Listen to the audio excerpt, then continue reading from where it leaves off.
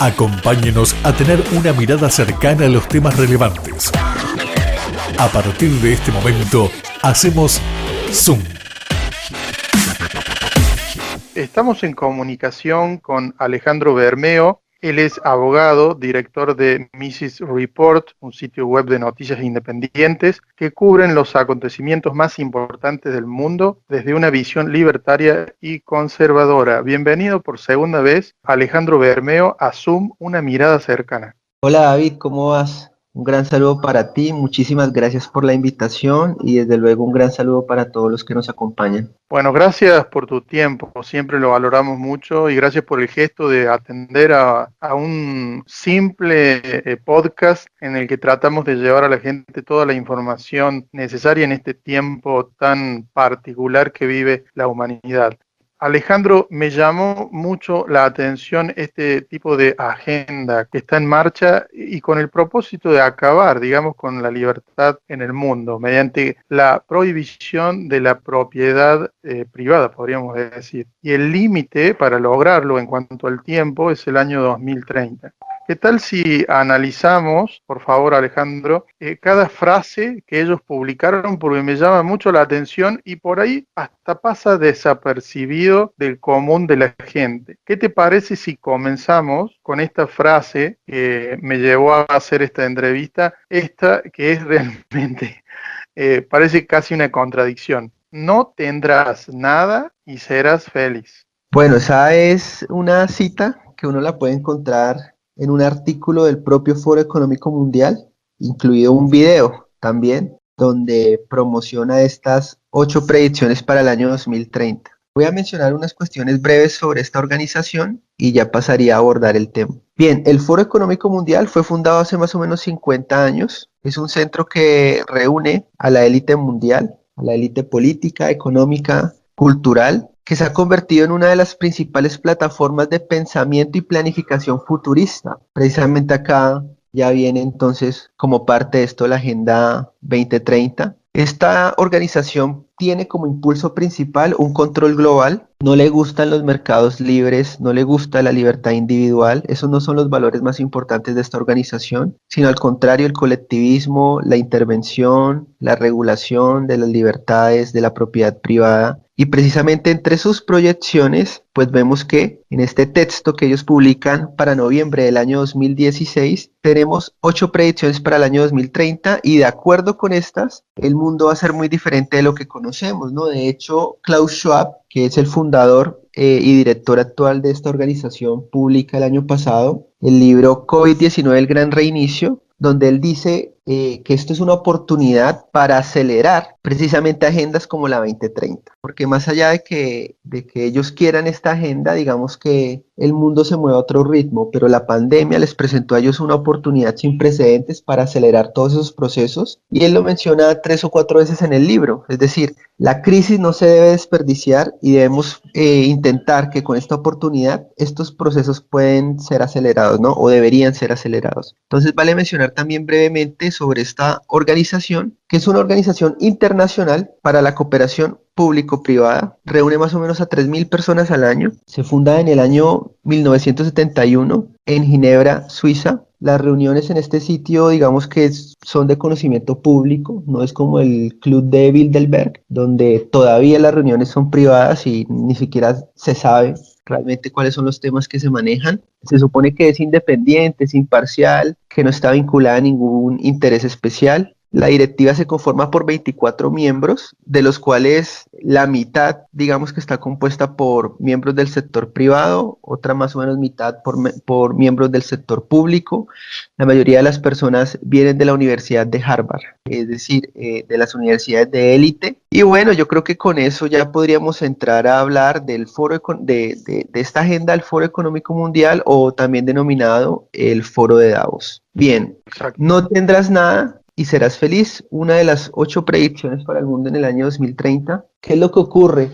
Esto a veces es difícil de enmarcarlo, si esto es socialismo, si esto es de hecho un capitalismo más profundizado en una sociedad post-escasez, ¿cierto? En una sociedad de la abundancia, en la que se ha llegado a tal punto que ya no se requieren, por ejemplo, derechos de propiedad privada. Cuando uno lee a los teóricos más importantes del asunto de la propiedad privada, como Hans Hermann Hoppe, él nos plantea precisamente que si existe propiedad privada de los medios de producción, ese es el concepto de capitalismo, es por una razón y esta es que hay escasez. Si todos los recursos fuesen ilimitados y superabundantes, no habría necesidad de asignar derechos de propiedad privada. Simplemente todos tendríamos a disposición y en cualquier momento estos recursos. Por eso es que precisamente hoy no nos cuestionamos por ahora, por ejemplo, si el aire debería ser sujeto de propiedad privada o no. Sabemos que el aire, por ejemplo, es un bien escaso en el espacio y por eso tiene un costo, tiene unos controles, es propiedad privada. Pensemos en la Estación Espacial Internacional o pensemos en el aire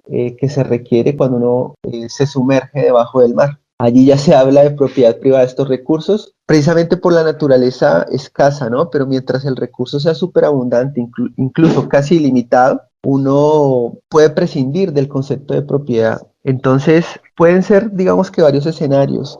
Por un lado, uno lo puede ver como un capitalismo profundizado, radicalizado, en el que meramente se ha llegado al punto de una sociedad post-escasez, gracias a la tecnología, a los desarrollos y demás, y por ende, no se requiere de propiedad privada, sino como ellos van a sustentar una economía de servicios, ¿cierto? Ya vamos a entrar a los puntos detalladamente. Por otro lado, uno puede entenderlo como socialismo, en la medida en que el socialismo busca la abolición de la propiedad privada de los medios de producción para que esta asignación de los recursos sea a través de un ente central, ¿cierto?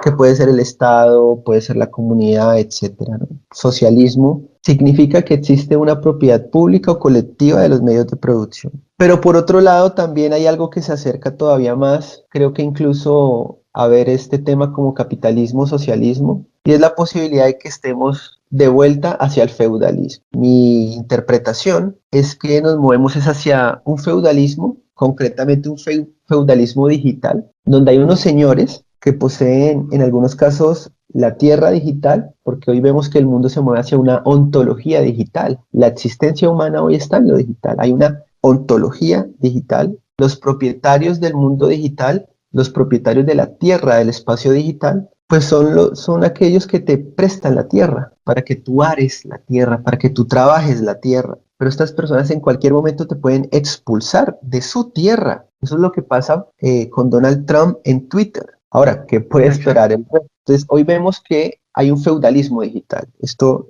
no se puede, digamos, creo que no se puede discutir porque se estructura de la misma manera, en forma de pirámide. En la parte más baja tenemos a los usuarios de plataformas, posteriormente tenemos a los influenciadores, un poco más arriba tenemos a las grandes empresas y finalmente en la cúspide de la pirámide tenemos a los propietarios de plataformas. Esta es una sociedad jerárquica, esta es una sociedad estamental, esta es una sociedad feudal, donde los señores de la tierra digital te prestan la tierra para que la trabajes, para que crees riqueza, pero luego ellos vienen por todo o ellos te pueden expulsar. Ellos igual te van a cobrar por estar en su tierra. Entonces, eso por un lado. Ahora, ¿hay una vuelta al feudalismo? Sí, porque en esta agenda básicamente serán unos pocos, es decir, de la cooperación de esta élite público-privada, es decir, gobiernos y mercados, que serán los poseedores de los recursos de propiedad privada y que ellos asignarán todos esos recursos dependiendo de las necesidades de las personas. Es decir, si tú necesitas un carro, ellos te van a dar un carro, pero ese carro no será tuyo, ese carro será prestado. Cuando tú desocupes ese carro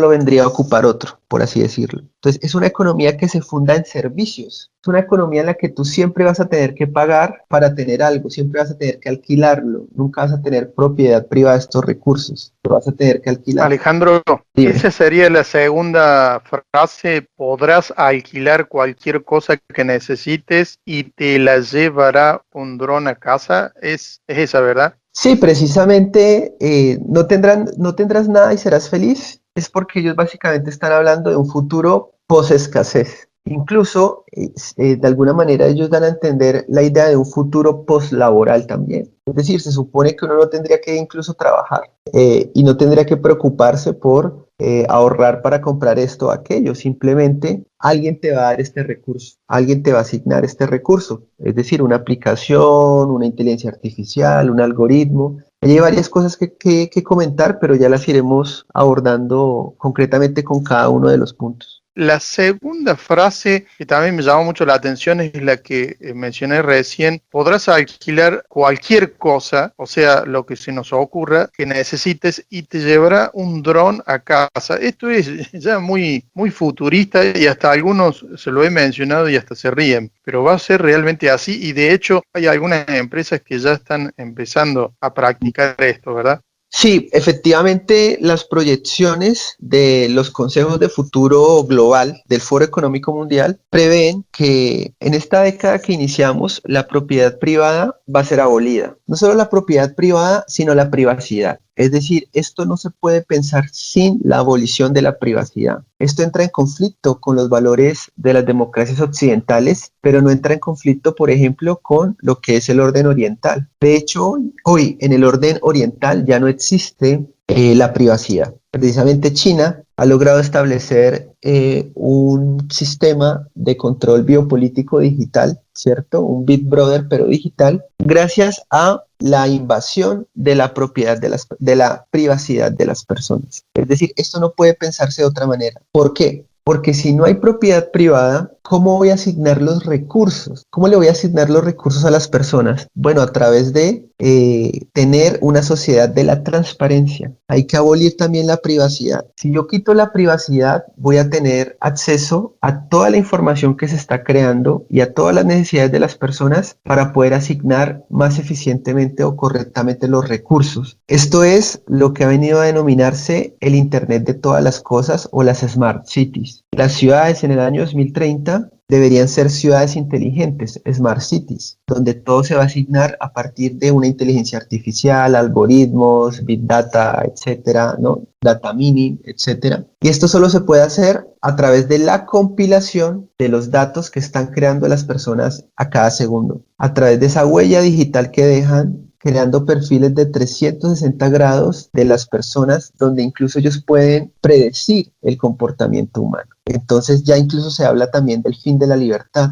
en la medida en que ellos ya pueden, por un lado, predecir el comportamiento, pero por otro lado también orientar el comportamiento sin que el sujeto sometido sea consciente del sometimiento. Es decir, ellos hoy ya pueden acceder a controlarte a través de una manipulación del entorno, lo cual dirige tu acción hacia determinado punto, e incluso en una manipulación de los preliminares de la acción. Es decir, ellos ya ni siquiera te están dando una orden, ya ni siquiera están manipulando tu entorno para llevarte a un punto u a otro, sino están yendo directamente a los preliminares de la acción, en donde ellos ya están decidiendo por ti, pero este es un poder amable, este es un poder smart, y entonces el sujeto sometido no es consciente de su sometimiento. Ya estamos a esto, en psicología recibe un nombre concreto, que es la teoría de la prospectiva.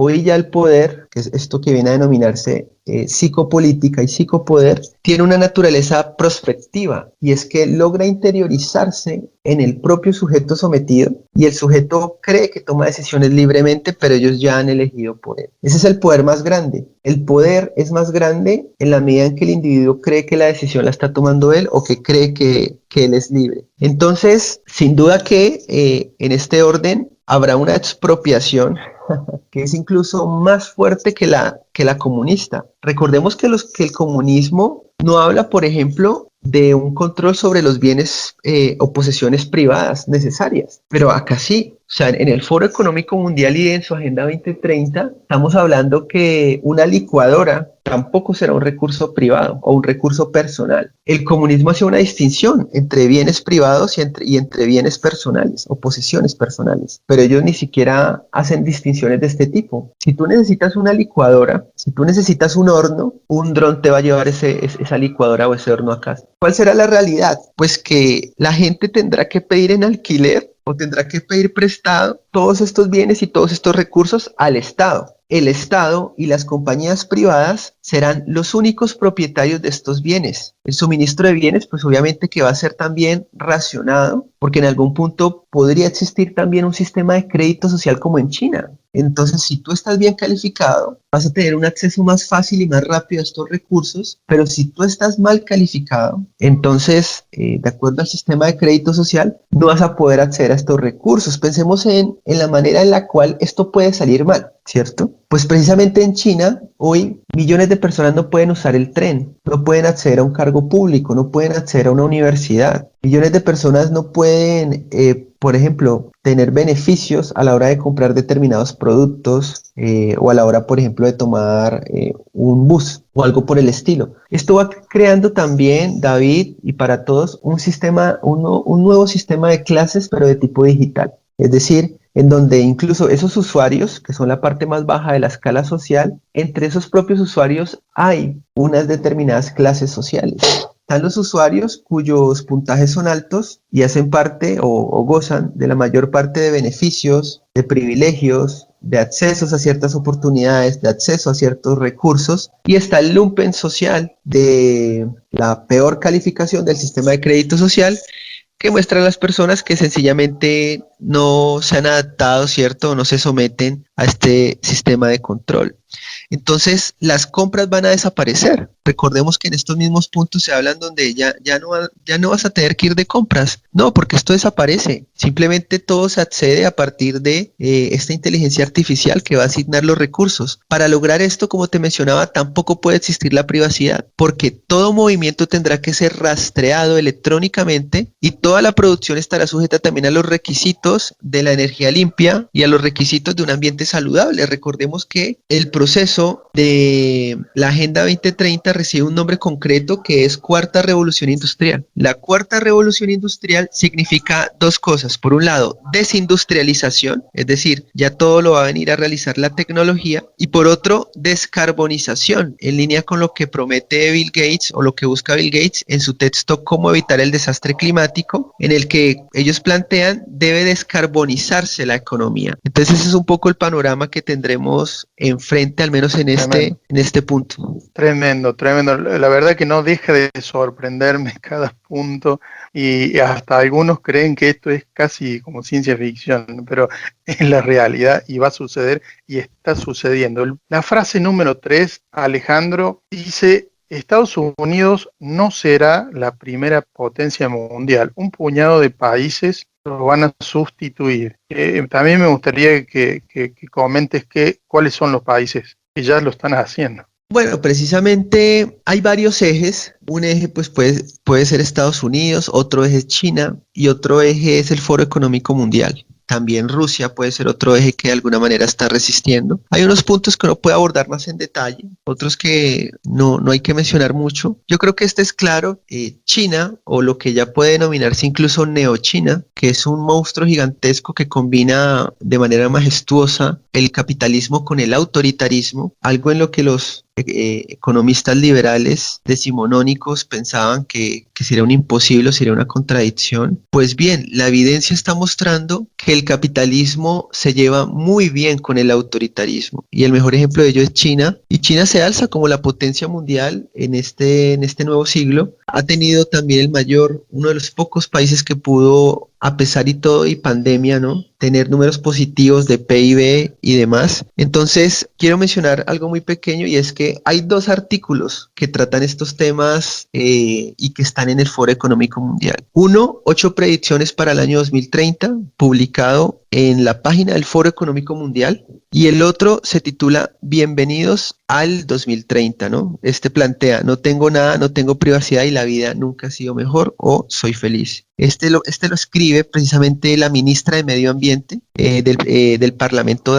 danés. Entonces, eso es lo que te podría mencionar sobre este punto. Vale decir que estas declaraciones o predicciones son más o menos profecías autocumplidas. Es decir, este simplemente es hacia dónde van. lo dicen Claro, públicamente, es como un adelanto. es un adelanto, exactamente.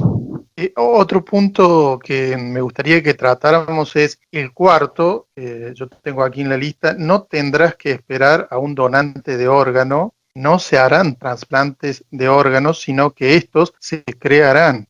Es meramente un poco lo que ya se ve, los desarrollos tecnológicos de naturaleza disruptiva, los cambios ya no son cuestiones que pasen en 10 años, 20 años, sino esto es algo que viene cada vez acelerándose. La pandemia los ha acelerado, la cantidad de recursos que están destinadas a estas investigaciones también. Entonces, bueno, meramente tú lo puedes ver de dos formas, ¿no? Por un lado, puede pensarse que esto es positivo, es decir, realmente hay muchas personas que mueren a falta de poder acceder a un órgano. Y por otro lado está la cuestión bioética y es cómo puede salir esto mal, hasta qué punto se puede llegar sobre estos temas, hasta qué punto esto puede entrar a cuestionar la propia identidad o lo propio que significa ser un ser humano. Entonces, hay límites allí, hay varias cuestiones morales que se pueden plantear, pero digamos que en principio no hay más que decir sobre este punto. Perfecto, quizá difiere el número que yo tengo con el tuyo,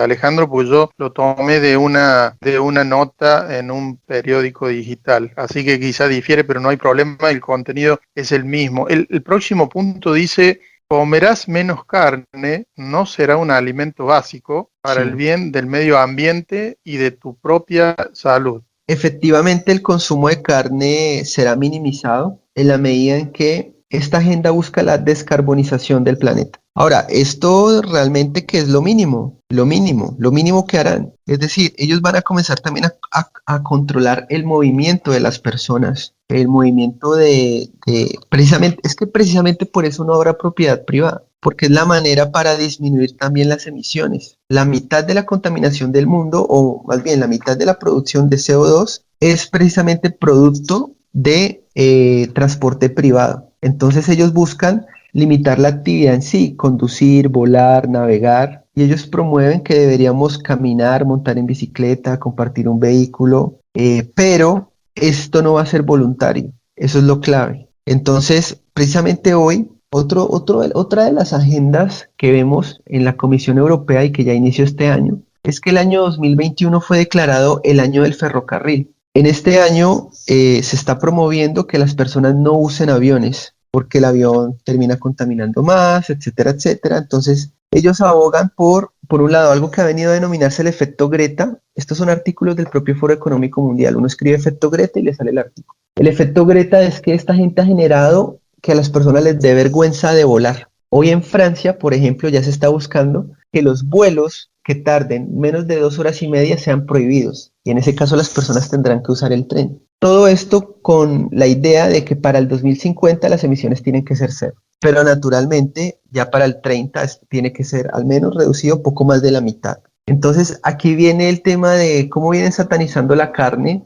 cómo esta industria también va a tener que desaparecer en algún punto, va a ser regulada, va a ser muy controlada y entumecida para que desaparezca. Y aquí entra precisamente Bill Gates con su negocio de carne sintética. Yo creo que una persona que está muy atenta, un inversionista que esté muy atento a los movimientos de Bill Gates, se hace millonario. ¿Por qué? Porque Bill Gates en el año 2014 comenzó a invertir en ferrocarriles en Canadá. Es muy raro, o sea, si tú y yo vemos que Bill Gates está invirtiendo en ferrocarriles en el año 2014, yo creo que lo que podemos pensar es que este tipo está botando la plata, ¿sí? Está desperdiciando la Todo lo plata. adelantan, ¿no?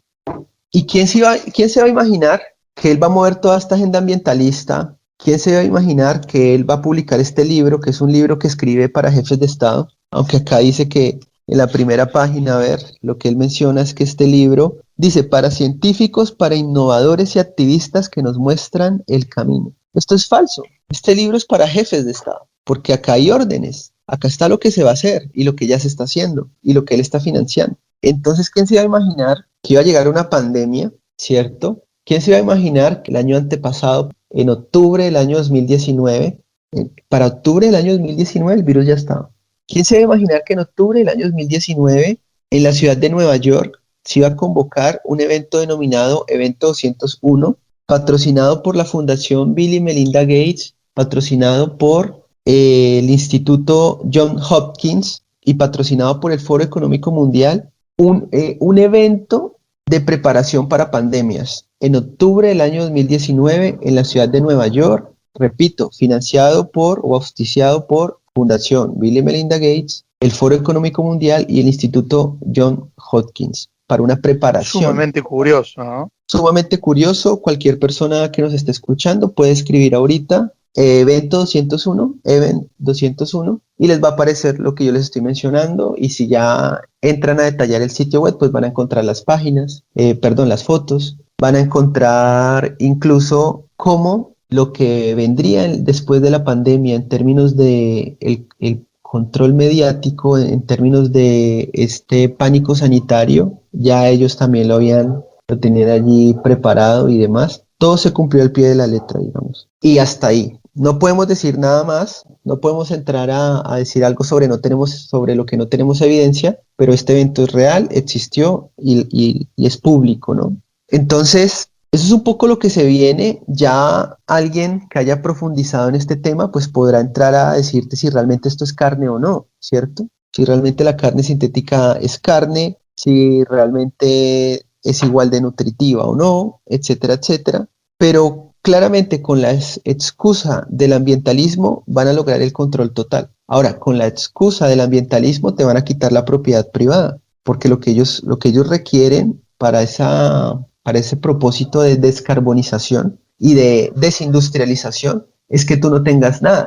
Así vas a contaminar menos. Exacto. Te dan unos pocos recursos públicos compartidos y ya está, o que tendrás que pedir prestado y ya está. Pero esta agenda tiene muchísimo de feudalismo por la vía de los gigantes del capitalismo. Esto también es importante anunciarlo, porque es que las personas desde el ámbito liberal suelen ser un poco amables con el capitalismo o muy amables o muy favorables al libre mercado, pero primero, el libre mercado que ellos defienden no existe. Existe con el vecino que tenemos al lado que sale a vender arepas, ¿cierto? En la tarde. Y hasta de pronto ahí hay algo de libre mercado. Pero de ahí para arriba todo está regulado, controlado, privilegios a ciertos grupos. Entonces, en la medida en que somos favorables al discurso del libre mercado, estamos siendo también tontos útiles de estos gigantes. Y eso es lo que no estamos viendo.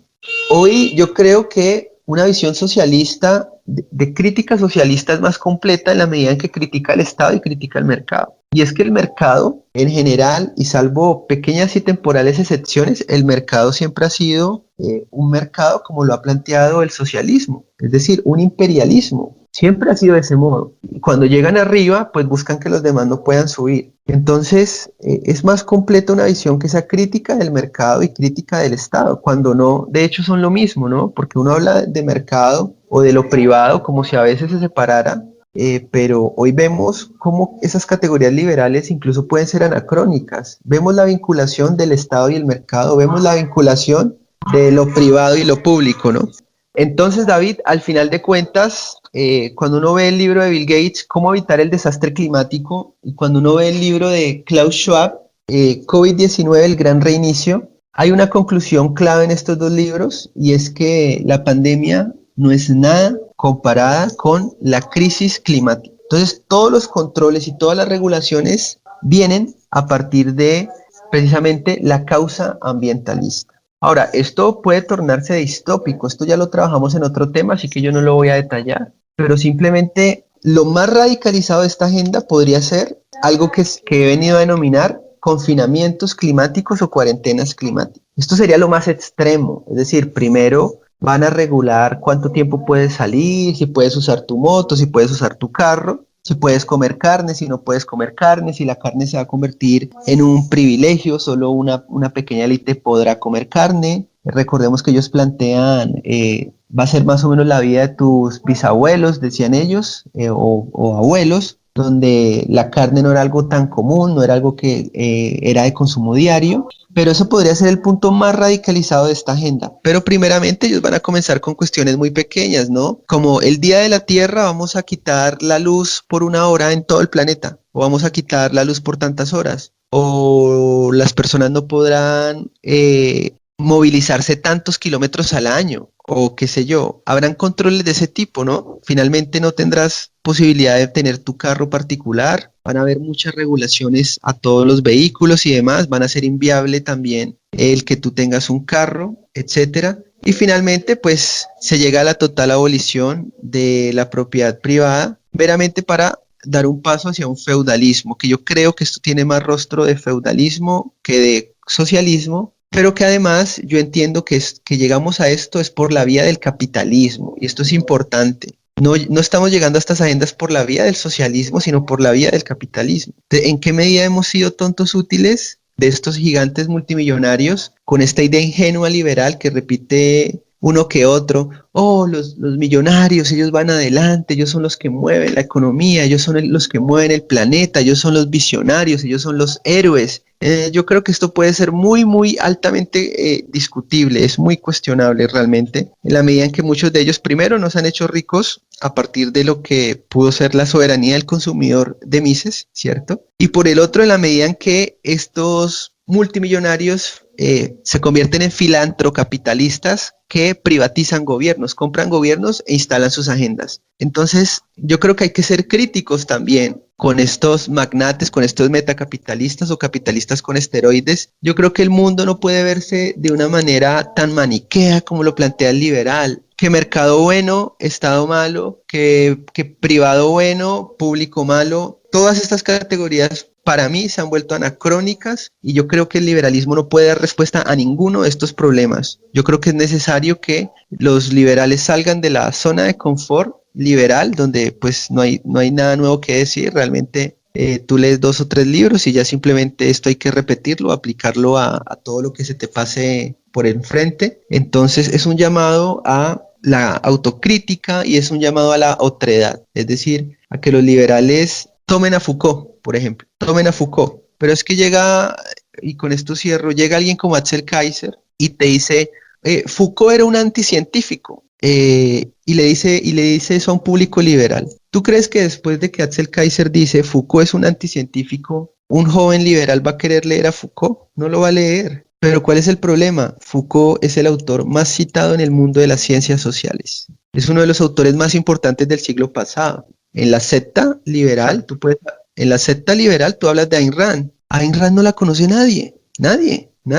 En la academia nadie la conoce, a nadie le importa, porque incluso ella no es rigurosa académicamente. Por eso se conoce a Robert Nozick, pero no se conoce a Ayn Rand, porque Nozick fue un académico, fue un profesor de Harvard libertario, pero a Ayn Rand no la conocen. Entonces, no puede pensarse hoy la realidad, por ejemplo, sin Foucault.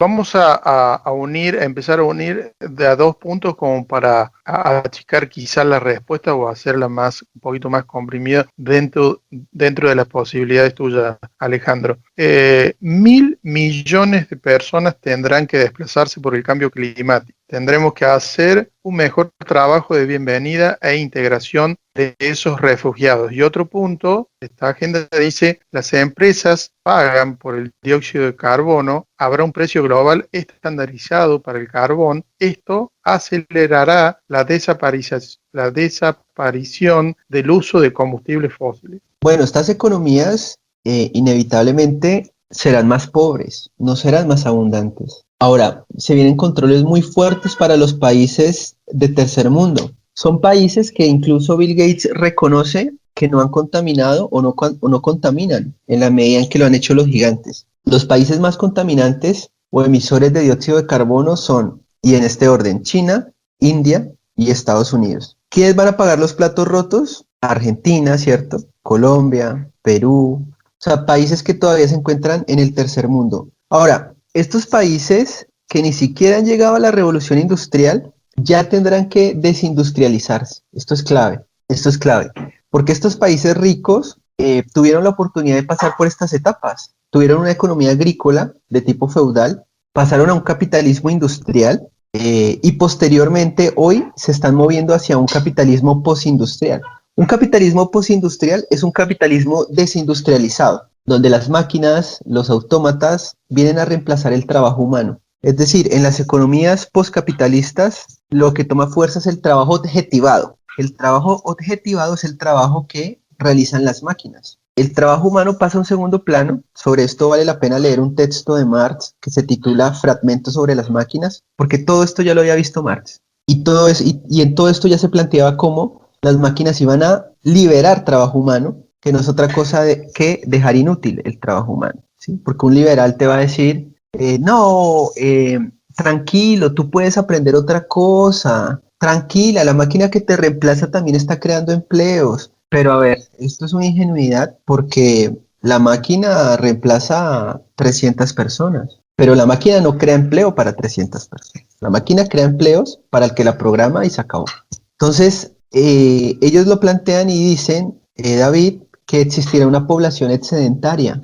Va a existir una población cada día más excedentaria de personas que no tienen ninguna manera de ser útiles a la sociedad. Van a haber parados, van a haber desempleados, una población creciente de personas que simplemente no encuentran la manera de sobrevivir. Y esto se va a plantear como un problema o una crisis climática, digamos. Pero de crisis o cataclismo climático poco tiene que ver, pero sí es cierto que esto va a ir empeorando en la medida en que cuestiones como el Acuerdo de París van a impedir que países que ni siquiera llegaron a la revolución industrial ya se tengan que desindustrializar. Es decir, esta gente ya contaminó, esta gente ya creció, pero los platos rotos los va a pagar el resto de países, especialmente los pobres. Hay que entender que la agenda ambientalista puede verse como un mecanismo para controlar y mantener pobres a los países de tercer mundo. Es decir, la excusa ambientalista, en último término, también busca que los países subdesarrollados sigan y se mantengan subdesarrollados. Eso es lo que va a pasar, repito. Acá en los países de Latinoamérica tenemos un poco de los tres sistemas. Acá todavía tenemos sistema feudal, innegable. Hoy en países como estos, el propietario de la tierra, ¿cierto? El terrateniente es alguien rico. Por otro lado, tenemos algo muy pequeño, pero solo el 25% de economía es industrial, una manufacturera, una máquina para ensamblar, alguna empresa que se dedica a ensamblar, etcétera, trabajo humano a partir de herramientas, etcétera. Hay poco de economía industrial, pero ya nos movemos hacia una economía postindustrial. Por ejemplo, el trabajo que se realiza en redes sociales hoy en Colombia, que debido a la crisis y demás, muchas personas han tenido que moverse a plataformas como OnlyFans, por ejemplo. La economía colombiana al parecer se está sustentando en OnlyFans. Pues este es un ejemplo de un capitalismo postindustrial, porque se mueve hacia un aspecto digital, informacional, hacia un aspecto afectivo, hacia una economía intangible, inmaterial, y no la economía industrial que pregonó Mises, que pregonó Adam Smith y de la que hablan los liberales, que es una economía tangible, una economía material, una economía industrial. Hoy estamos en una economía desindustrializada, intangible, inmaterial. Entonces, en medio de todos estos problemas, pues se suma lo que tú precisamente estás mencionando en estos puntos de la agenda, en donde finalmente serán los países desarrollados los que van a impedir que surjan los países subdesarrollados, ¿no? Precisamente con la excusa climática, todo lo que tenga carbono va a estar muy controlado, va a ser desincentivado. Entonces, allí vemos cómo estos textos, como el de Bill Gates y el de Klaus Schwab, pues vienen a funcionar es como profecía autocumplida, porque esto ya se está llevando a cabo. Hay otros dos que quiero unir que dice la humanidad podría viajar a Marte y otro, los científicos están trabajando para hacer una estancia saludable en el espacio, lo cual puede facilitar la investigación. Bueno, así es, ya vemos proyectos de eso, digamos que no creo que haya acá un punto que detallar importante sobre esta agenda del séptimo punto, ¿no? Que plantea ir a Marte, prepararse para comenzar una nueva vida extraterrestre y demás. Yo creo que por ahora yo no veo ninguna implicación para un análisis político sobre este tema de momento. El último, creo que es el octavo que en tu lista, dice los valores occidentales, y esto nos engloba a nosotros, serán puestos a prueba, y después otra frase, los valores que sustentan nuestras democracias deben ser considerados. Este yo creo que es uno de los puntos más importantes de la agenda. Ahora, sobre el punto anterior, obviamente que todo esto no va a ir o no va a llegar sin la ingeniería genética, ¿cierto? Sin algún tipo de siniestro proyecto eugenésico en alguna medida, o finalmente lo que se viene a denominar transhumanismo, ¿no? Porque es que el gran reinicio no es solo un gran reinicio climático, no es solo un gran reinicio económico, sino también es un gran reinicio humano. Ahora, para los imperativos de la sociedad que se viene, David, en los que tú ya no puedes competir contra un autómata, ¿cómo puedes hacer para ser alguien eficiente? El imperativo de la eficiencia y de los intereses de reproducción, de multiplicación y de expansión del capital. ¿Cómo puede ser alguien útil al sistema? Hoy vemos que incluso las profesiones del capitalismo postindustrial vienen a ser reemplazadas también por autómatas. En principio, las personas creen que lo único que se puede reemplazar es un trabajo técnico o manual. Estas naturalmente serán las primeras profesiones en ser reemplazadas. Obviamente que tú puedes programar una máquina para que reemplace cualquier tipo de trabajo técnico, cualquier tipo de trabajo manual, ¿cierto? Pero las personas suelen creer que no es así cuando se trata de reemplazar una función cognitiva. Yo te lo digo directo y claro, en 3 años ya no existen los contadores. Punto. Existirán contadores que crearán su propia página web o su propia aplicación para realizar todos estos cálculos y demás. Pero el contador raso, común y corriente, si hay un contador que nos está escuchando, su profesión no va a existir. Punto. Y 3 años, créeme que estoy siendo optimista, si es que ya mismo alguien que está iniciando hoy una carrera de contador que le va a durar 5 años en salir, cuando salga ya no hay nada. Ahora, incluso el derecho, ya se está pensando en la posibilidad de jueces cuyos veredictos los toma una inteligencia artificial, fallos tomados por una inteligencia artificial. Entonces, con esto simplemente quiero plantear que la desindustrialización caerá sobre, o el postcapitalismo caerá sobre también las personas que se dedican a labores cognitivas y a labores intelectuales. Creo que al final lo único que quedará son las labores de tipo afectivo.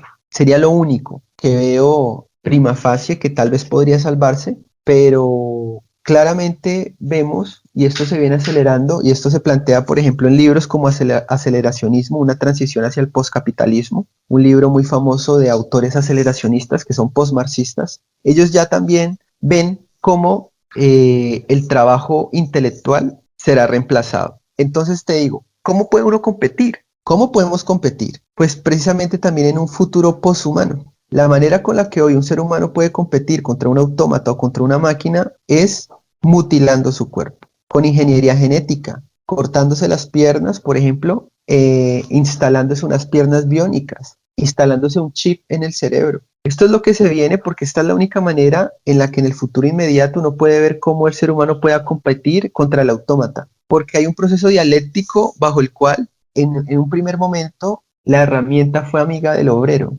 pero llega un momento en que esa máquina sigue su proceso de evolución y termina convertida en un autómata. La máquina que se convierte en un autómata es la negación del obrero, es decir, es la que viene a reemplazar como medio de producción. Hoy el ser humano ya no es el medio de producción, o al menos no lo será y no lo es en gran parte de la economía global. Entonces, inevitablemente estamos hablando de un futuro poshumano, transhumanista, en el que el hombre tendrá que, y te lo digo directo y claro, básicamente mutilarse para poder entrar a competir, y esto también incluye cuestiones como la posibilidad de llegar a Marte y demás. Ahora, el punto final. Los valores occidentales serán puestos a prueba hasta el punto de ruptura. Incluso ellos plantean, ¿no? Hay que repensar los valores occidentales. Claro, te voy a explicar por qué.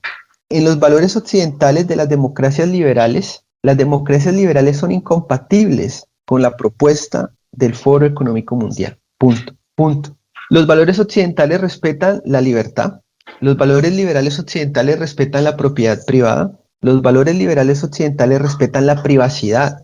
¿Tú sabes por qué Oriente fue más eficiente que Occidente para enfrentar la pandemia? Por una razón sencilla y clara. Oriente no respeta la privacidad. Estas personas, incluso desde antes de la pandemia, ya estaban usando Corona Apps. Para los regímenes orientales no ven una contradicción en una cuestión como la privacidad, la libertad, etcétera, o la transparencia. Ellos manejaron mejor la pandemia precisamente porque ellos lograron crear rastreo de contactos. Lograron crear rastreo de contactos con la invasión de la privacidad de las personas. ¿Por qué? Porque Occidente tuvo que recurrir a cuarentenas, porque Occidente respetó la privacidad en alguna medida, o al menos, aunque hayan intentado proyectos de Corona Ads, simplemente las personas no hicieron uso de ellas y demás. Esto lo plantea Byung-Chul Han en un texto que creo que se titula algo como el régimen chino podría exportarse al resto del mundo como modelo de éxito. Bueno, precisamente así ocurrió. Así ocurrió porque, dado que hay un respeto por la privacidad de las personas en Occidente, Occidente no pudo echar mano de la mejor herramienta para controlar la pandemia, que era la focalización o el rastreo de contactos. Es decir, aislar a personas que tuvieran el virus o que pudieron entrar en contacto con personas que tuvieron el virus. Eso es incompatible con los valores occidentales. Por ende, a Occidente le tocó recurrir a la tarea cavernícola de confinar a todo el mundo. Entonces vemos que la agenda de no tendrás nada y serás feliz, sin propiedad, sin privacidad, pues solo es posible en un futuro donde impera la sociedad de la transparencia, en donde todos los movimientos están siendo vigilados y están siendo controlados por una inteligencia artificial y por un algoritmo para asignar los recursos. Entonces, obviamente que los valores occidentales no solo serán puestos, serán puestos a prueba y, como ellos dicen, serán rotos. Dicen, los valores occidentales serán puestos a prueba hasta el punto de ruptura, claro, porque es que la agenda de ellos es incompatible con los valores occidentales, es incompatible con la libertad, con la propiedad y con la privacidad. Vemos cómo la pandemia dio lugar a una destrucción o a dejar en entredicho valores como la privacidad. Acá ustedes tuvieron, en Colombia se tuvo la aplicación Corona App, pero yo entiendo que en otros países la tarea fue la misma, le cambiaron el nombre y ya, pero eran sistemas de Corona Apps. Es más, el sistema de Corona App colombiano venía de parte de él de Singapur y otra parte de él de Corea del Sur. Tú ya nomás con eso sabes de dónde vienen estas tecnologías y estas herramientas de la nueva arquitectura de la opresión. Entonces, creo que el punto octavo o el punto final de las 8 predicciones para el año 2030 es de los más importantes de todos los puntos que hemos mencionado, porque básicamente nos está diciendo que se van a acabar las democracias occidentales. Nos vamos a mover hacia el gobierno de la técnica, que es el gobierno de los expertos, el gobierno de la tecnocracia y el gobierno de las élites. Entonces la democracia también va a irse para otro lado. No habrá democracia, no habrá libertad, no habrá propiedad y mucho menos privacidad. Repito, por cuestiones meramente logísticas. Es que no es porque ellos quieran quitar la propiedad porque sí, no. Es que la manera para que ellos puedan tener una economía de servicios donde todos los bienes son asignados por una inteligencia artificial, por un algoritmo, etcétera, solo es posible si no hay privacidad. En una sociedad de la transparencia, como escribe Byung-Chul Han en su libro, uno de los libros más leídos en este momento en el mundo, La sociedad de la transparencia. Solo es posible en una sociedad de la transparencia solo en esa sociedad es donde tú puedes tener ciudades inteligentes. O sea, no puede haber una sociedad inteligente, no puede haber una ciudad inteligente, no puede haber una ciudad inteligente si hay privacidad. ¿Cómo? O sea, si hay privacidad, ¿cómo van a obtener los datos? Ellos necesitan una sociedad de la transparencia, donde toda la vida esté desnudada al control, a los datos, al refinado de datos, al pulimiento de datos, a la minería de los datos, para que a partir de ahí puedan controlar la acción, dirigir la acción e incluso predecir la acción. Entonces, ese es un poco el panorama. Creo que el último punto es uno de los más importantes por la sencilla razón que ellos están diciendo básicamente que es el fin de las democracias occidentales.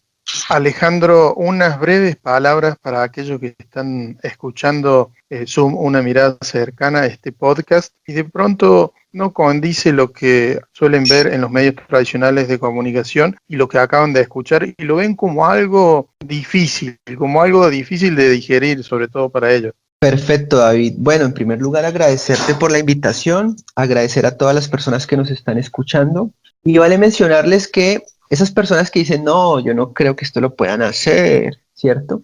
No, la gente no se va a aguantar esto, la gente se va a rebelar, esto es futurología, esto es una distopía que nadie va a hacer caso, que no va a llegar. Pues señores, los que están diciendo eso duraron 6 meses encerrados. O sea, duraron 6 meses encerrados. Esta es la hora que todavía usan el bozal. Esta es la hora que todavía están encerrados con cuarentenas totales, con controles de movimiento o como mínimo con toques de queda. Estas mismas personas que han vivido todo esto, ¿cómo es posible que hoy digan que esto otro tampoco va a pasar? O sea, resulta ridículo, resulta chistoso que las personas sean tan ingenuas. O sea, han estado medio año de su vida encerradas y creen que esto no. Señores, esto será todavía más fácil y rápido de lograr, porque no ven que la crisis climática, tal y como ellos la pintan, será todavía peor que la COVID-19. Entonces, esto además, vale la pena mencionar,